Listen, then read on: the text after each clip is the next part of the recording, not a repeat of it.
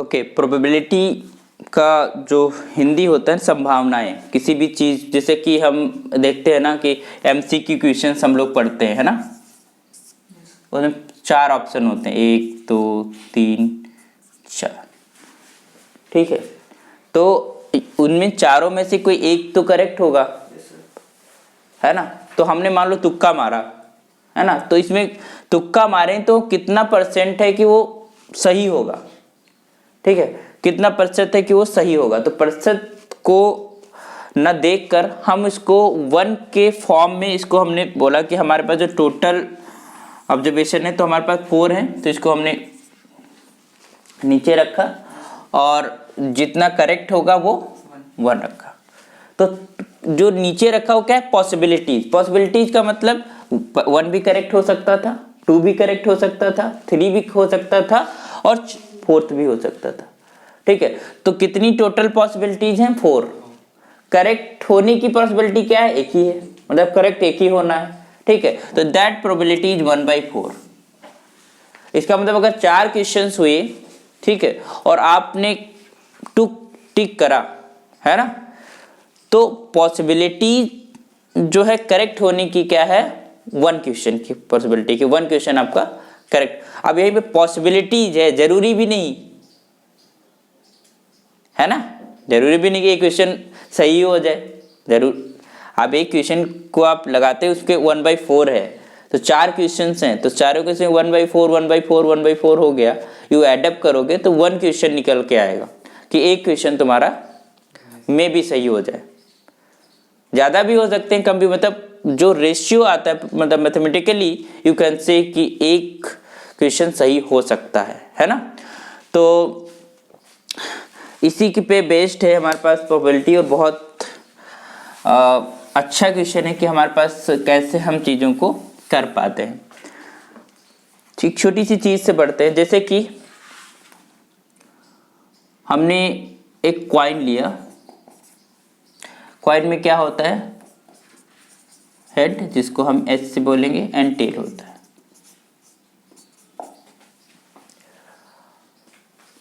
अगर हमने कॉइन को टॉस करा तो क्या आ सकता है, क्या क्या आ सकता है ये बताइए। या तो हेड आ सकता है या फिर टेल आ सकता है। तो इसको हमने एक सेट बनाया एस, और इसके अंदर हमने लिखा या तो हेड आएगा या फिर टेल आएगा। इसके अलावा कुछ आ सकता है, खड़ा भी तो हो जाता है कभी कभी, है ना, कुछ भी नहीं होगा। अच्छा, ओके। तो अब बताइए हेड आने की प्रोबेबिलिटी क्या है, हेड आने की संभावना क्या है, हाँ 1/2 हाफ, या तो ये हो जाएगा, हेड एक ही है तो इट विल बी 1/2, टेल आने की 1/2। अगर इसको परसेंटेज में कन्वर्ट करेंगे तो you just multiply by 100 and this is 1/2 into 100, तो ये क्या हो जाएगा 50% और दिस इज 50%। इसीलिए जब क्रिकेट मैच स्टार्ट होता है तो कॉइन को टॉस करा जाता है, क्योंकि दोनों टेल और हेड आने की दोनों को 50-50 चांसेस हैं, किसी की कम ज्यादा नहीं है ना। तो इसलिए इसको टॉस करा जाता है और उससे डिसाइड हो जाता है, मतलब किसी के पक्ष में वो नहीं होता, निष्पक्ष कह सकते हो कि वो फैसला होता है ना, टॉस करने का, इसलिए क्योंकि उसकी प्रोबेबिलिटी 50-50 चांसेस है ना, हाफ ऑफ चांसेस होती हैं टेल भी आने की, हेड भी आने की। तो ये जो सेट बनता है पॉसिबल पॉसिबिलिटीज वाला, ठीक है, इसको बोलते हैं सैंपल स्पेस। क्या बोलते हैं, अभी और पढ़ेंगे डिटेल में। This is a sample space, ठीक। अब जिस चीज को तुम्हें चाहिए प्रोबेबिलिटी, या जिस चीज का हमें चाहिए इवेंट, या जिस चीज का, ठीक है, तो जैसे कि हमने कहा कि वी जस्ट नीड एच, है ना, एच आए हमारे पास ऊपर, ठीक है, तो ये एच अकेला है, तो this set is known as E and this is called event set, ठीक, ओके। यहां पर जो एन एस है इसको हम बोलते हैं कार्डिनलिटी ऑफ एस, ठीक है, या बोलते हैं नंबर ऑफ सैंपल स्पेस,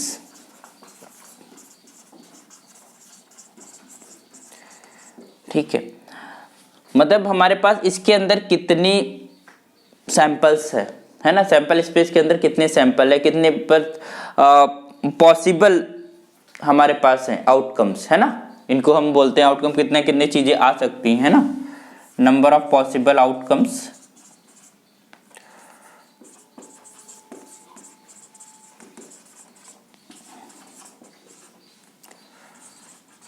ठीक, और यहां पर क्या होता है, नंबर ऑफ रिक्वायर्ड आउटकम्स।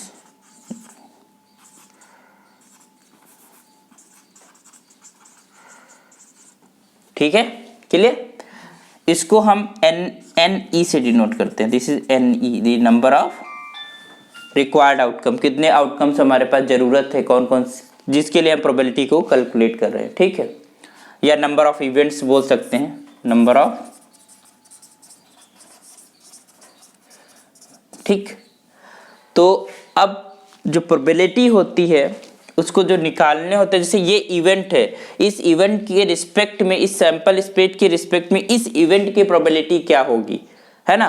तो it is written like this, P E is just equal to number of events upon number of sample space.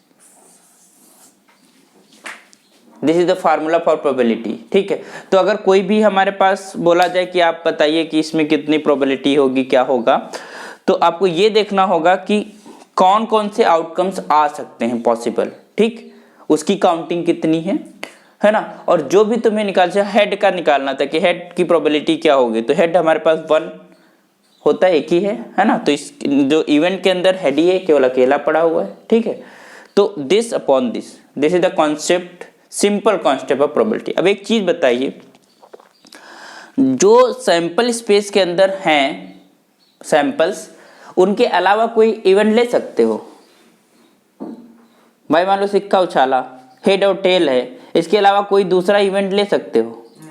नहीं, पॉसिबल ही नहीं। इसका मतलब क्या हुआ कि जो ये इवेंट सेट होगा वो इसका सबसेट ही होगा। सबसेट समझते हो ना, एक सेट है, उस सेट के ही कुछ मेंबर्स लेकर दूसरा सेट बनाया गया, तो क्या कहलाता है, सबसेट कहलाता है। यह हो सकता है सारे के सारे हम उसके एलिमेंट्स ले लें, है ना। तो इसका मतलब ये चीज कि जिस E is the subset of S, अगर सबसेट है तो क्या E के अंदर S से ज्यादा एलिमेंट कभी हो पाएंगे? कभी नहीं, पॉसिबल ही नहीं, है ना। तो it means that clearly you can say number of elements in E is less और equal to number of elements in S। Is it clear? अच्छा, अब इस NS से डिवाइड कर दो इसको, तो यहां से क्या मिलेगा, NE अब divided by NS is less और इक्वल टू 1। और यही क्या, ये किसको डिफाइन करती है, प्रोबेबिलिटी को। इसका मतलब कोई भी इवेंट क्यों ना हो, उस इवेंट की प्रोबेबिलिटी 1 से ज्यादा नहीं हो सकती। इससे तो ये पता चल रहा है ना कि probability is always less than 1 और इक्वल टू 1। अगर सारे के सारे हमारे पास इवेंट के अंदर पॉइंट्स हैं तो ये बेबी 1, ये 1 हो सकती है। दूसरी बात, निगेटिव में नहीं हो सकती प्रोबेबिलिटी, है ना। Probability can be 0 but never be negative. भाई हम यहाँ से कोई एलिमेंट लिया तब तो ठीक, नहीं लिया तो 0 आ जाएगी प्रोबेबिलिटी, है ना। क्या निगेटिव में आ सकता है? ऐसा नहीं पॉसिबल है। तो probability it means this NE upon NS is less और equal to 1 and greater equal to 0, है ना। 0 से बड़ी होगी और 1 से छोटी होगी। तो probability always lies between 0 and 1। कोई भी रेशियो आएगा, ये जो रेशियो होगा that will be always less than 1, it will be never there. तो प्रोबेबिलिटी कभी भी 1 से ज्यादा नहीं होती। क्लियर? हाँ, परसेंटेज तो 1 से ज्यादा हो तो उसको हम 100 में काउंट करते हैं, है ना। तो it may be percentage is more than, percentage की तो अलग बात होती है, बट प्रोबेबिलिटी इज ऑलवेज, ठीक है। तो this PE, probability of an event is always less और equal to 1 and greater equal to. समझ में आ गया? आइए अब कुछ एग्जांपल्स करते हैं और उनकी प्रोबेबिलिटी लिखने की कोशिश करते हैं। ठीक है, मिटा दें इसको। ये फार्मूला याद कर लो, ये फार्मूला याद रखो, number of events upon number of required outcomes upon number of sample space.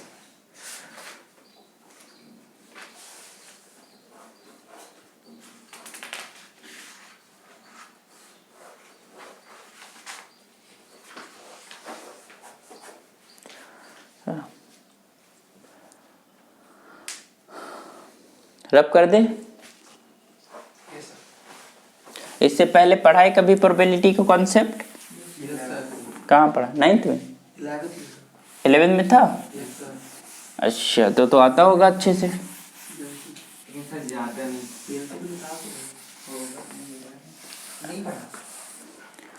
अब कॉइन का तो हमने देख लिया कि एक बार कॉइन उछाला तो उसमें हेड आया और टेल आया, तो हेड आने की probability is half and tail आने की प्रोबेबिलिटी भी हाफ ही होगी।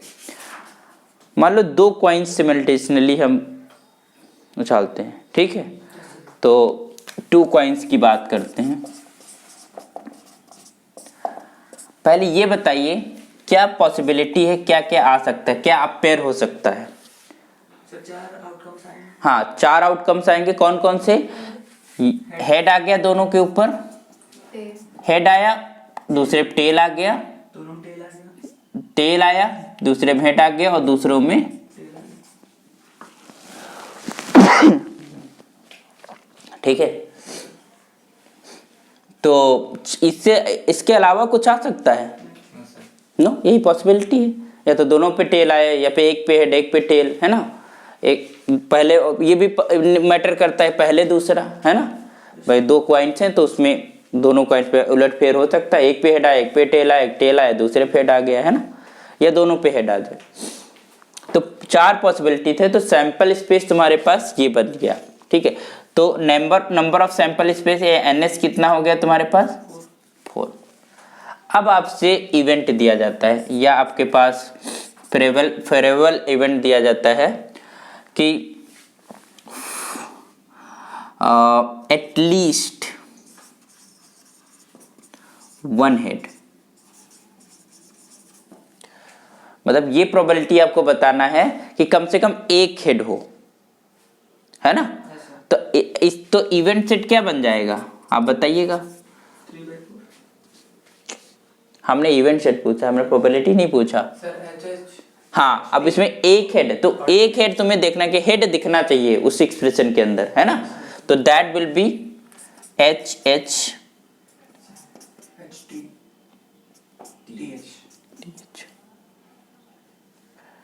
ओके। ये आ गया, TT वाला नहीं, उसमें कोई हेड नहीं आ रहा, ठीक। तो इसकी प्रोबेबिलिटी अगर निकालो, अगर इसको हम E1 बोल रहे हैं, दिस इज E1, तो probability of E1 is what? Simply number of elements in E1 is just equal to 3। तो क्या हो जाएगा? E1 divided by sample space, क्या हो जाएगा? 3/4। ये प्रोबेबिलिटी हो गई, ठीक। अब हमने एक E2 लिखा जिसका हमें प्रोबेबिलिटी चाहिए एट मोस्ट 1 हेड। एटलीस्ट का मतलब कम से कम, है ना। एटमोस्ट का मतलब ज्यादा से ज्यादा, मैक्सिमम 1 हेड हो सकता है, उससे ज्यादा। तो HT आ जाएगा, TH आ जाएगा। हाँ, अब देखिए इसमें क्या आएगा E2 के अंदर, बताइए। HT TH, बस, और कुछ? TT भी आएगा। TT भी आ जाता है ना, जब आप जो है विदाउट टिकट सफर करो, ठीक है। तो 2/3। हाँ, 2/3 नहीं, 3/4। आप ध्यान दें, एटमोस्ट का मतलब ये है कि भाई H मैक्सिमम हो सकता है, नहीं भी होगा तब भी चलेगा, 3/4 है ना। तो ये आपका क्या आ जाएगा? That will B 3/4।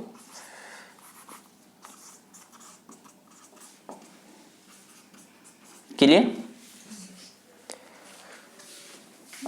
अगर यहां पर बोले E3 इज सिंपली एटलीस्ट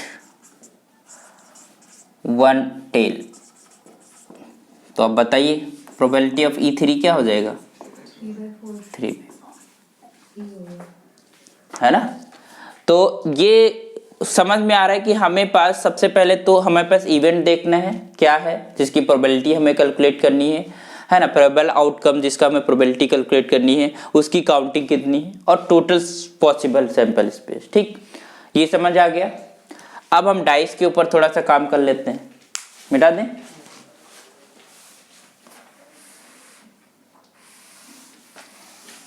ऐसे पॉसिबिलिटीज हम लोग निकाल रहे हैं, ठीक है। तो इससे जो लोग वो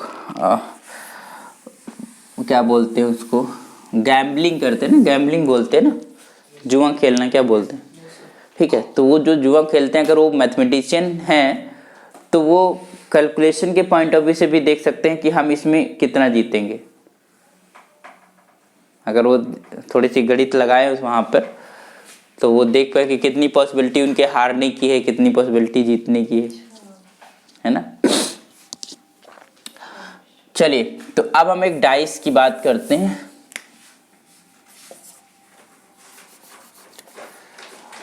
यू नो दैट कि अगर हम एक डाइस को रोल करते हैं तो उसमें कितने हमारे पास फेसेस होते हैं, 6 फेसेस होते हैं। 6 फेसेस पे नंबर लिखे होते हैं 1 to 6, है ना। तो कोई भी अप साइड में अपेयर हो सकता है ना, कोई भी नंबर अपेयर हो सकता है। तो पॉसिबल आउटकम्स क्या हो सकते हैं, 1 to 6,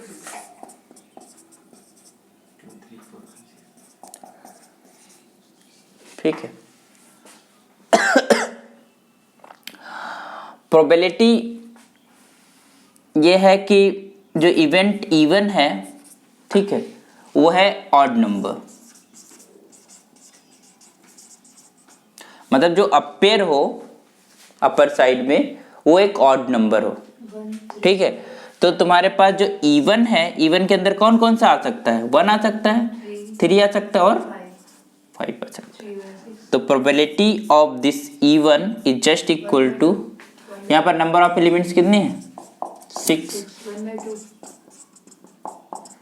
is 3, this is equals to number of elements in E1 divided by number of elements in S is equals to 3 by 6, it means 1/2। अच्छा, प्रोबेबिलिटी अगर हम कह दें E1 this is sum, E2 is sum is 5, मतलब नहीं, सम की बात यहाँ नहीं कर सकते क्योंकि एक ही अपेयर होगा ना। यहाँ पर अगर 2 होते तब सम की बात कर लेते। तो यहाँ पर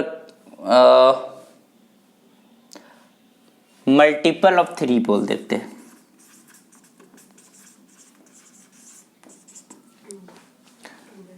है?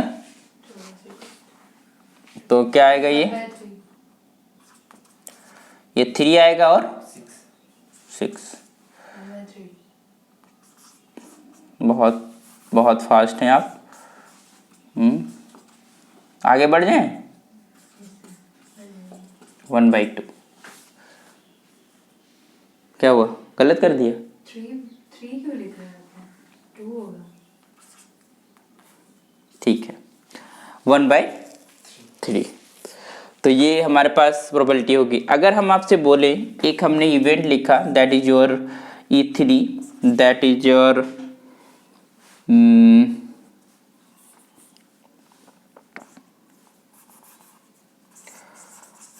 और प्राइम नंबर,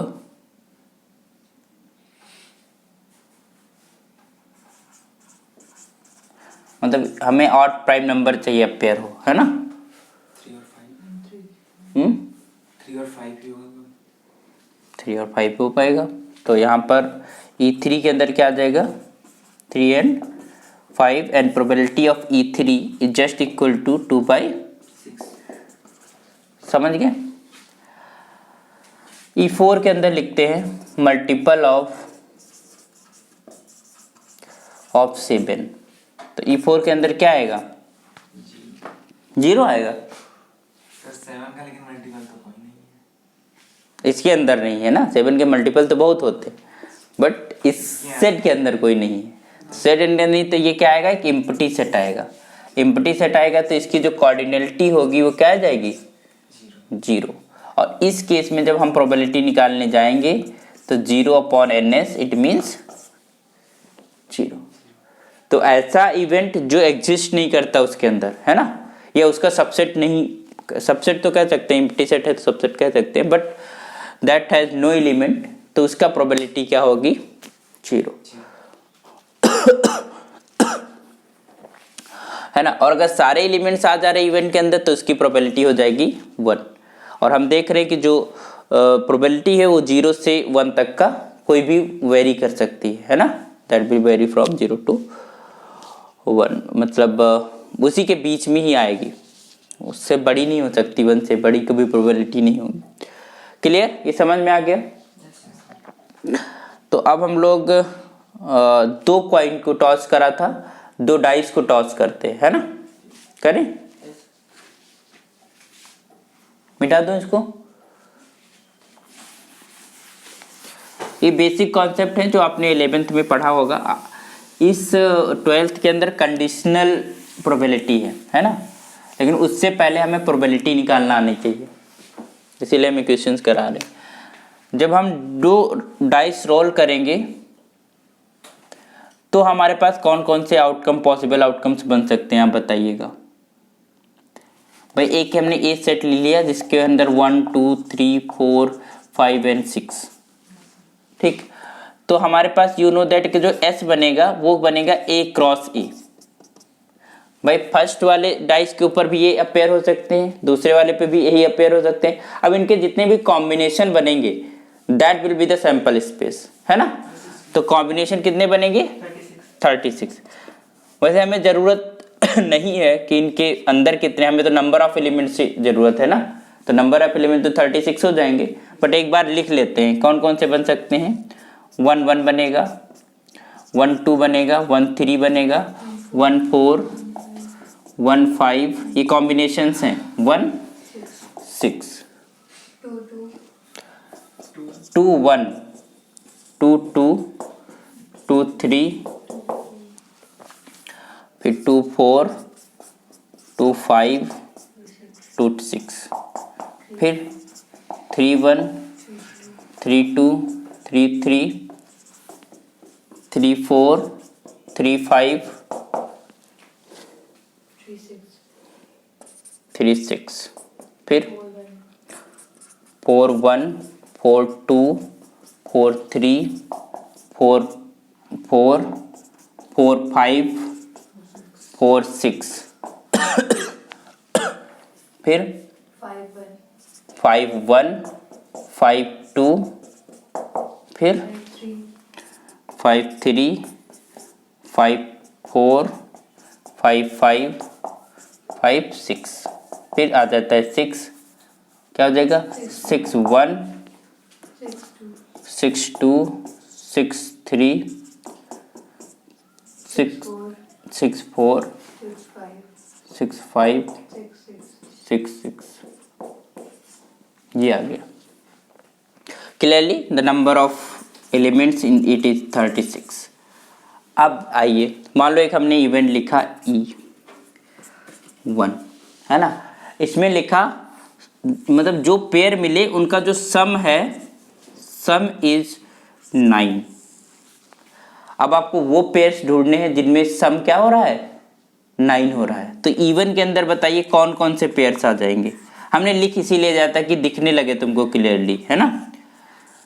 अब ये पेयर्स का सम तो 9 नहीं होगा, है ना, इसमें भी कोई पेयर नहीं होगा, है ना। 3 में 3 4 3 4 3 9, है ना, 3 6, ये वाला आएगा पहली बार जिनका पेयर 9। तो 3 6, फिर 4 5, ओके, है, फिर 5 4, क्या कह रहे हैं लास्ट में 6 फिर 6 3, और कोई है? नो। तो दीज आर पेयर्स जिनका सम जो है डिजिट्स का, जो डिजिट्स अपेयर हो रही थी उनका सम कितना आ रहा है? 9 आ रहा है ना। तो अब इसका जो प्रोबेबिलिटी होगी वो क्या हो जाएगी? इसमें कितने नंबर एलिमेंट्स आए? 4, तो इट विल बी 4/9। 36, 1/9। देखो सब 9 था, प्रोबेबिलिटी भी 1/9 आ रही। अब जरूरी ये नहीं है कि अगर सब कुछ और है तो उतना ही अपॉन में आएगा, ठीक है। अगर हम E2 लिखें यहाँ पर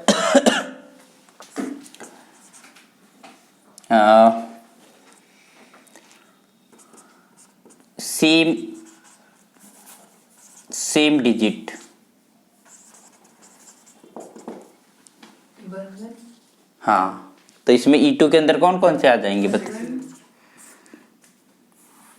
1 1 1 2 2 2 3 3 3 4 4 4 5 5 5 6 6 6।